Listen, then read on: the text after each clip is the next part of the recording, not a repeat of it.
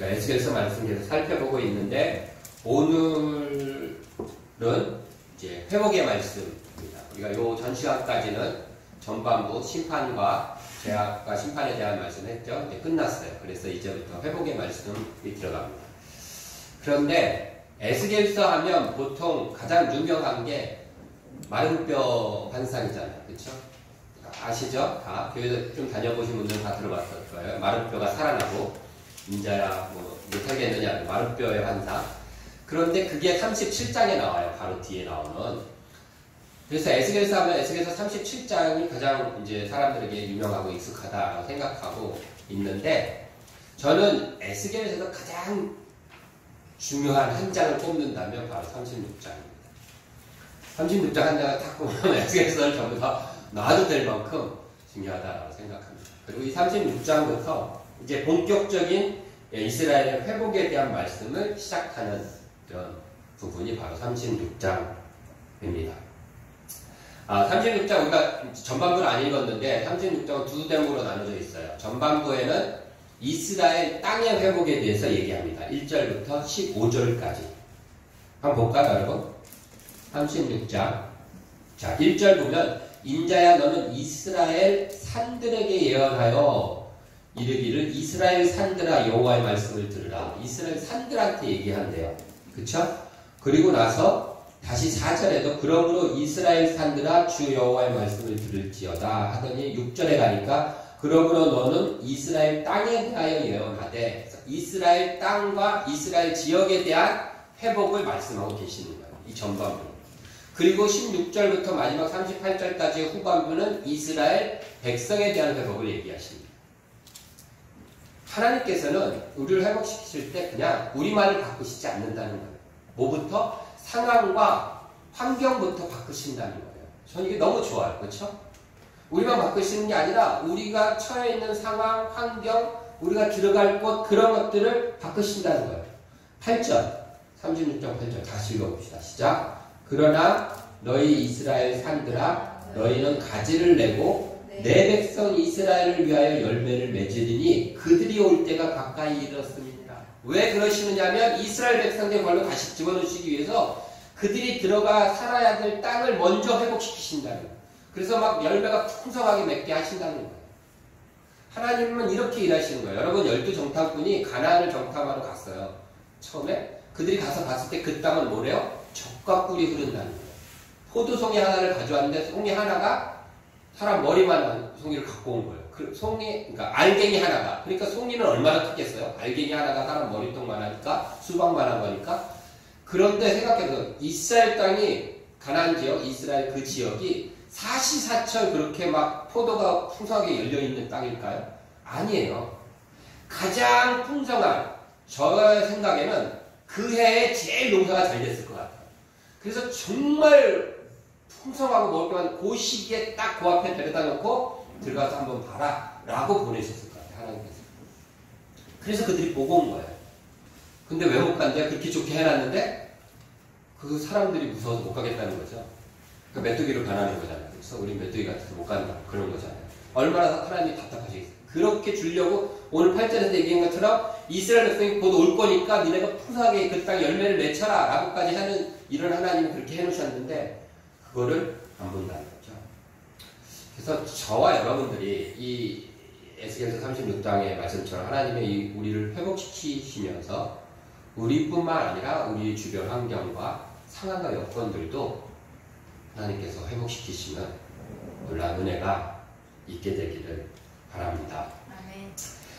우리가 오늘 살펴보려는 것은 이스라엘의 그러면 왜 이스라엘이 이렇게 회복되는가? 이스라엘이 회복되는 근거와 이유는 뭔가? 라는 것입니다. 우리가 앞에서 하나님의 징계와 심판을 이렇게 이방 나라와 이스라엘 심판을 살펴볼 때 왜 그들이 심판받고 징계받는가? 이유가 뭐고 근거가 뭔가? 이런 것도 살펴봤잖아요. 그렇죠? 그것처럼 반대로 회복시키실 때는 그런 근거가 뭐고 이유가 뭔가? 이런 것들 오늘 살펴보려고 합니다. 첫 번째는 이 36장 1절부터 25절에 나온 앞부분에 보면 주로 많이 쓰여 있는데요. 무엇이냐면 바로 여호와의 말씀이니라 라는 거예요. 한번 볼까요? 36장 1절부터 다시 볼게요. 제가 빨리 읽을 테니까 따라오세요. 1절 이스라엘 사람들아 여호와의 말씀을 들으라. 여호와의 말씀이죠. 2절 주 여호와께서 이같이 말씀하시기를. 3절 그러므로 너는 예언하여 이르기를 주 여호와께서 이같이 말씀하시기를. 4절 그러므로 이스라엘 사람들아 주 여호와의 말씀을 들을지어다. 그리고 4절 마지막에도 주 여호와께서 이같이 말씀하셨느니라. 5절 주 여호와께서 이같이 말씀하시기를. 6절 그러므로 너는 이스라엘 땅에 대하여 예언하되 쭉 나와서 주 여호와께서 이같이 말씀하시기를. 7절 그러므로 주 여호와께서 이같이 말씀하시기를. 계속해서 나오는 게 뭐야? 한 절 한 절마다 주 여호와께서 이같이 말씀하셨다. 너를 회복시킨다고. 너를 회복시킨다고. 그러니까 하나님께서 이스라엘 땅을 회복시키시고 하는 이유가 뭐냐면 여호와께서 말씀하셨기 때문이다라는 거예요.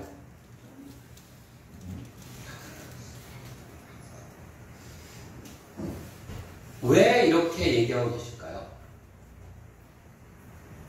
33장 21절에 보면 그 에스겔이 그 바벨론 땅에 가 있는데 12년이 지났어요. 12년이 지났는데 어떤 사람들이 와갖고 소식을 전해요. 무슨 소식을 전하냐면 이스라엘이 완전히 망했다라는 멸망 소식을 전하는 거예요. 그 소식을 듣고 났을 때 이 바벨론 포로에 있던 이스라엘 사람들이 마음이 어땠을까요? 그래도 그때까지는 끌려가서 살고 있었어요. 아직은 그래도 예루살렘 성전이 어쨌든 건축물이 있고, 그리고 그 땅에 그래도 소수의 우리 민족이 아직은 완전 망한 게 아니니까 신랄 같은 희망을 갖고 있었을지도 몰라요. 아니 설마 그래도 우리가 하나님 백성이니까, 하나님 우리 이렇게 야단치셔서 우리가 이렇게 포로까지 끌려오고 가진 고통 당하고 있으니까 멸망시키지는 않겠지. 저들 통해서 어떻게 다시 한번 불을 일으키시겠지라는 신랄 같은 소망이 있었어요.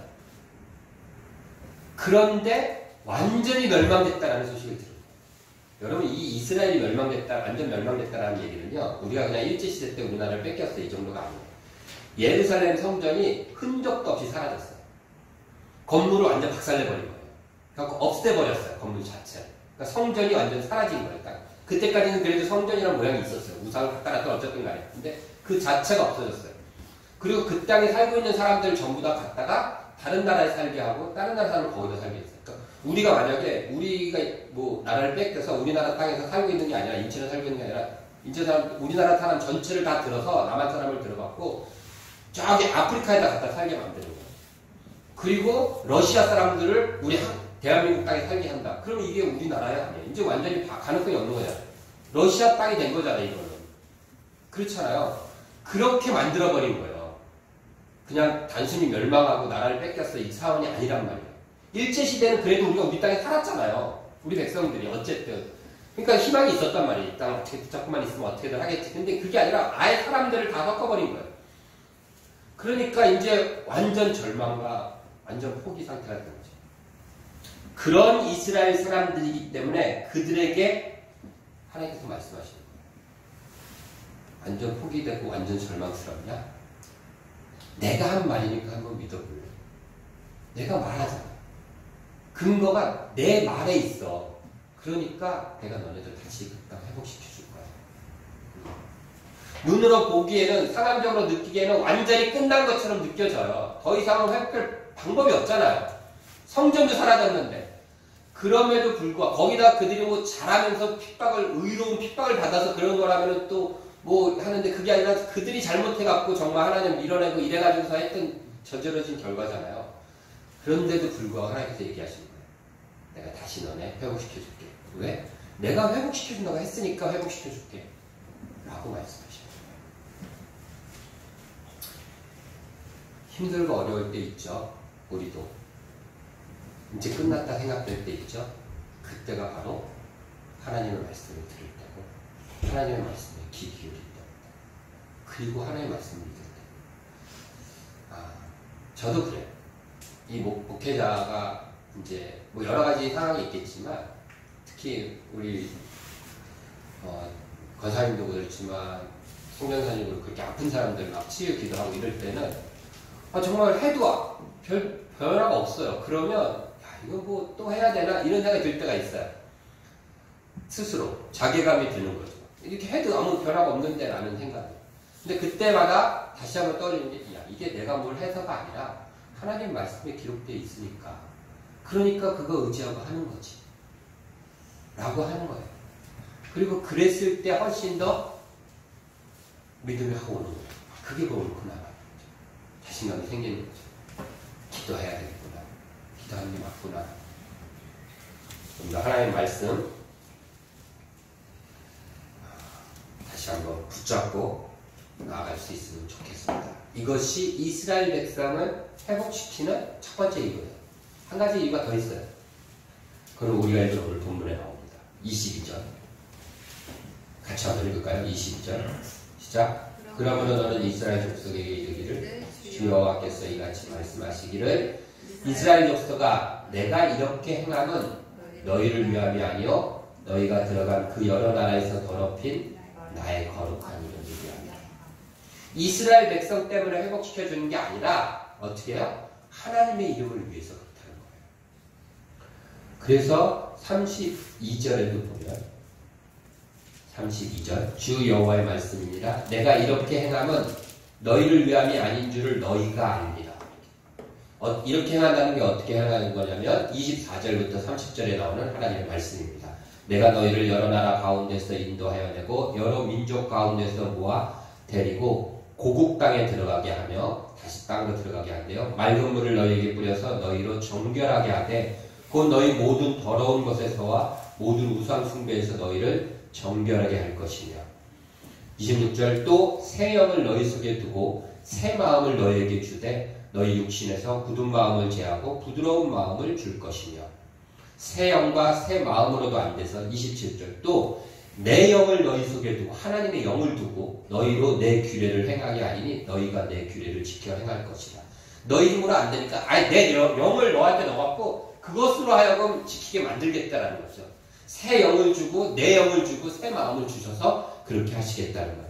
그렇게 한 다음에 내가 너희 조상들에게 준 땅에서 너희가 거주하면서 내 백성이 되고 나는 너희 하나님이 되리라. 이렇게 모두 행하는 것이 누구 때문이라고요? 너희를 위함이 아니라 나의 이름을 위해서 그렇다라고 하나님 말씀하시는 거예요. 너희가 잘났고 해서가 아니라. 그래서 오히려 너희들은 하나님이 그렇게 하실 때 그걸 보면서 우리 같은 게 뭐길래 이러면서 부끄러워할 거라는 거예요. 내가 잘못했던 것들을. 하나님이 하나님의 이름을 위해서 일하신다. 성경에 보면 하나님의 이름과 관계돼서 두 가지가 나와요. 한번 볼까요? 열왕기상 8장 29절 솔로몬이 하는 이야기입니다. 주께서 전에 말씀하시기를 내 이름이 거기 있으리라 하신 곳 이 성전을 향하여 주의 눈이 주야를 보시오며 주의 종이 이곳을 향하여 비는 기도를 들으시옵소서. 하나님의 이름이 어디 있어요? 성전. 근데 이거를 주께서 전에 말씀하셨대요. 언제? 신명기. 오래전 모세에게. 읽어봅시다. 오직 너희 하나님 여호와께서 자기 이름을 두시려고 너희 모든 지파 중에서 택하신 곳인 그 계실 곳으로 찾아갔어. 이곳이 어디요? 성전인 거예요. 하나 더 보여주세요. 너희는 너희 하나님 여호와께서 자기 이름을 두시려고 택하실 그곳으로 내가 명령한 것을 모두 가지고 갈지니 이렇게 얘기했어요. 성전이에요. 성전.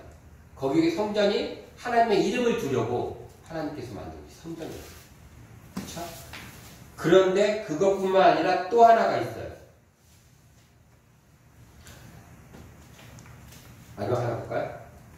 읽어봅시다. 시작. 내 이름으로 일컫는 내 백성이 이렇게 돼 있어요. 이게 누가? 이스라엘 백성. 이스라엘 백성은 하나님의 이름으로 일컬음을 받는데요. 그러니까 성전과 이스라엘 백성은 단순히 하나님이 택하신 것이 아니라 그 목적이 하나님의 이름을 두려고 하나님의 이름으로 불려지기 위해서 둔 존재예요. 하나님 우리를 선택하신 것은 단순히 그냥 우리가 이뻐서가 아니라 하나님의 목적이 있다는 거예요. 선택한 이유가. 근데 그 이유가 뭐냐면 하나님의 이름을 새기기 위해서라는 거예요. 옛날에 그런 거 있었어요. 플라스틱인데 이렇게 이름 이렇게 네임 세 개가 없고 스티커처럼 붙이는 거. 딱딱딱 탁 찍으면은 기억 미은 디귿을 찍어요. 몰라요? 이거 알고 끄떡거리면은 저희 세대인데 이게 동그래 가지고 이렇게 돌아가면서 이 선생님 몰라요? 이렇게 탁탁탁 누르면 까만색에 이렇게 이게 이거 참 찾아왔으면 참 한번 시켜볼 텐데 그런 게 있었어요. 이렇게 탁탁 찍어갖고 이름을 이렇게 자기 이름을 만들어서 붙이는 거예요. 볼펜에도 붙이고 노트에도 붙이고 이래요. 이름을 붙이면 왠지 좀 더 이렇게 마음이 가지 않아요. 내가 필통을 입은 걸 딱 샀어. 거기다가 내 이름을 이렇게 딱 써서 붙이는 거예요. 필통에다. 그럼 왠지 좀 마음이 더 가죠. 그러다 딱 보면 내 거구나 이렇게 딱 보잖아요. 안 그러나요, 여러분들? 그냥 똑같아요. 이름을 딱 붙이면 이제 마음이 딱 가요. 내 거구나 이렇게 딱 좀 그런 게 있어요. 그럼 붙이려고 그러는데 이 필통이 막 더러워졌어요. 먼지가 묻었어요. 그럼 어떻게 하죠? 깨끗이 씻죠. 그리고 나서 이렇게 붙여요. 하나님 오늘 우리를 씻으신대요. 왜요? 이름을 두려고 그러시는 거예요. 네가 이뻐서가 아니라는 얘기를 하시는 거예요. 하나님께서 사도행전 9장에 보면 사도 바울이 뭐라고 하냐면 내 이름을 위하여 택한 나의 그릇이다 라고 얘기하십니다. 우리도 마찬가지라는 것이죠. 그러니까 하나님께서 일하시는 그 패턴이 이런 거라는 거죠. 우리를 위해서가 아니라 하나님 이름을 위해서. 믿음의 지혜가 여기 있는 것 같아요. 우리가 행하는 일들, 선택하는 것들이 이게 하나님의 이름을 위한 건가? 라고 생각해 보는 거죠. 내가 지금 하려는 게, 내가 지금 마음이 가 있는 게 이게 하나님의 이름을 위한 건가? 하면은 지혜롭게 선택할 수 있죠. 우리가 함부로 누군가에게 이야기할 때도 마찬가지예요. 얼굴 표정을 질 때도 마찬가지죠. 그쵸? 눈으로도 욕하지 않아요, 우리가. 그죠? 사람을 욕이라는 걸 아프게 하고 찔리게 하는 거죠. 상처 주는 것. 이게 하나님의 이름을 위한 건가? 라는 것으로 선택할 수 있는 거예요. 우리의 기도도 마찬가지예요. 내가 지금 하고 있는 이 기도가 정말 하나님의 이름을 위한 거야? 라는 거죠. 그걸 생각해 보는 거예요. 이것이 믿음의 지혜가 될 수 있다. 왜요? 하나님은 하나님의 이름을 위해서 정말 아무런 이유가 없어도 회복시키신다는 거예요. 아무런 이유가 없는 게 아니라 절대 회복시키면 안 되는 존재예요. 왜냐하면 이것들이 하나님을 배반하고 모욕하고 하나님을 뭉갰거든요. 그럼에도 불구하고 이 원수 같은 자들임에도 불구하고 하나님의 이름을 위해서는 참고 회복시키신다는 거예요. 그러니까 우리가 하나님의 이름을 나아가는 것이죠. 그런데 그렇게 해서 하나님께서 내가 다 하겠다라고 얘기하세요. 그냥 너 필요 없어. 내가 다 할 거야.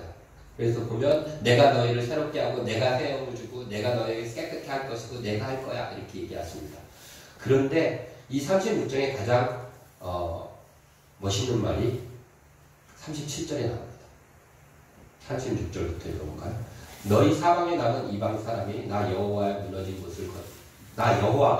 무너진 곳을 건축하며 황폐한 자리에 심은 줄을 알리라. 나 여호와가 말하였으니 이루리라 이렇게 얘기하셨어요. 다 이루어질 것이다. 그리고 37절 주 여호와께서 이같이 말씀하셨느니라. 같이 읽을까요? 그래도 이스라엘 족속이 이같이 자기들에게 이루어지기를 내게 구하여야 할지라. 하나님의 주권이 그런 거죠. 하나님이 모든 걸 다 하세요. 때론 그렇잖아요. 어차피 하나님이 다 하실 건데 우리가 기도하든 안 하든 하나님의 뜻에 맞으면 하나님 하실 거고 안 맞으면 하나님 안 하실 건데 그런 생각 들 때 있지. 하나님 뭐라고 해요? 그래도 그러므로가 아니에요. 그렇게 되기 위해서 이게 아니라 그래도 이 그래도는 뭐예요? 내가 다 할 거야. 그래도 너네가 기도하니까 내가 해서가 아니라 내가 다 할 거야. 니네가 기도하든 안 하든 다 할 거야. 그래도 기도해라는 거야. 그럼 묻겠습니다. 그래도 기도하실 겁니까? 예. 이 말은 그리 아니하실지라도 만큼과 같은 뉘앙스입니다. 그쵸? 그래도 기도해야 된다.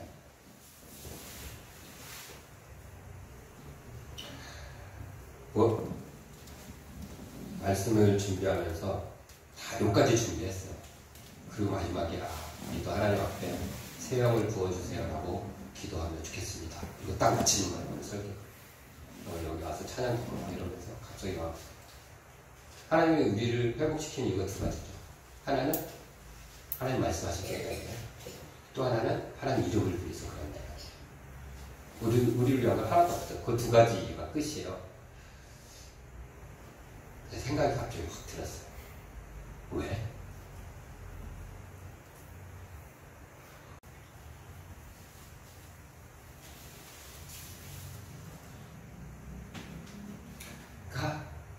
차마 놓을 수 없는 그 아픈 자신인 거예요. 하나님 보시는 거죠. 그러니까 이 녀석을 다시 끌어안아야 되는데, 그러니까 하시는 말씀이, 내가 한 말이 있으니까 내가 어쩔 수 없이 너무 이렇게 도와주는 거야. 내 이름 때문에 내가 어쩔 수 없이 내가 그렇게 이야기하시는 게 아닐까라는 생각이 들었어요. 그러면서 야, 우리 같은 것이 뭐라고 하나님께서 그렇게까지 이야기하시는가. 그게 저와 여러분들을 바라보시는 하나님의 마음입니다. 제가 에스겔서를 설교하면서 중간중간 여러 번 얘기했을 거예요. 에스겔서는 그 안에 있는 하나님의 마음을 읽어야 됩니다. 상처가 되신 하나님, 그렇죠? 아파하시는 하나님, 또 우리를 보면서 이렇게 말씀하시는 그 하나님의 마음을 읽을 줄 알아야 돼요. 하나님 위해서 일하신다면 이건 정말 모르는 거예요. 하나님 마음.